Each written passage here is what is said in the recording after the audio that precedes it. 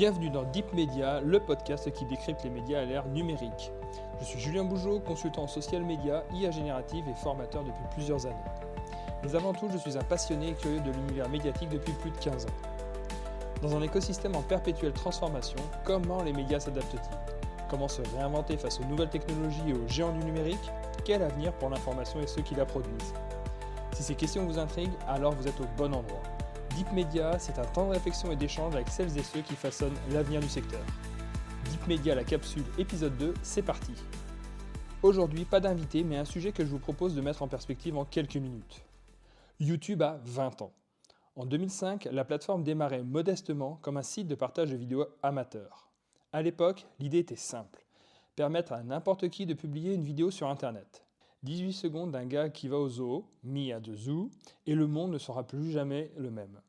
Aujourd'hui, ce sont plus de 500 heures de vidéos qui sont uploadées chaque minute sur la plateforme, propriété de Google depuis 2006. Aujourd'hui, elle est l'un des acteurs majeurs de l'industrie audiovisuelle mondiale.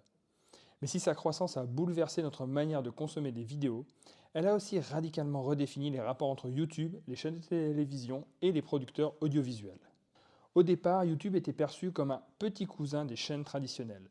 Mais en 2007, tout a changé. Google achète YouTube pour 1,65 milliard de dollars. À ce moment-là, l'écosystème audiovisuel commence à s'inquiéter.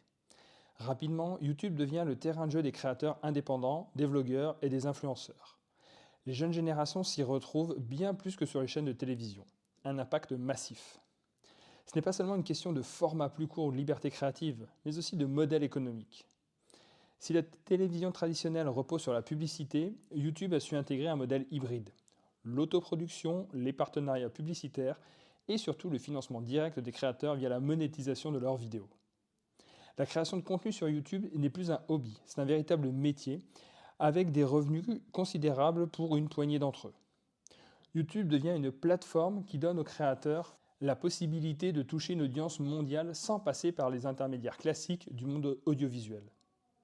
Cette transformation est symptomatique d'un changement de paradigme dans la consommation audiovisuelle. Alors que jadis, les frontières entre le monde de la télévision et celui du web semblaient infranchissables, aujourd'hui, elles se dissolvent.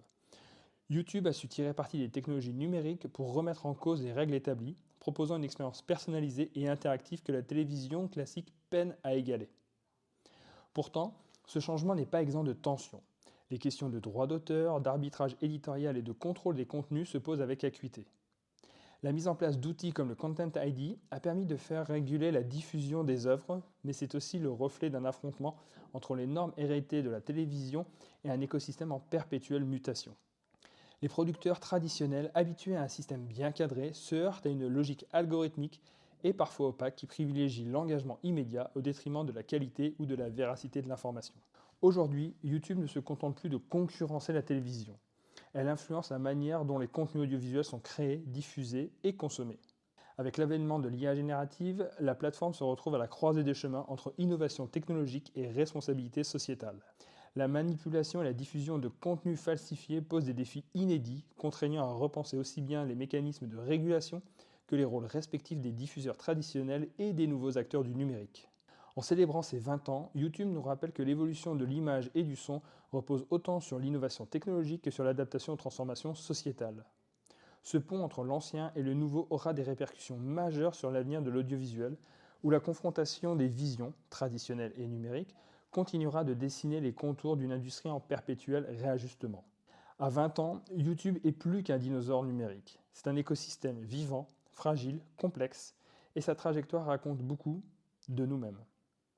Je vous remercie d'avoir écouté cette deuxième capsule de Deep Media. N'hésitez pas à réagir à ce sujet en commentaire.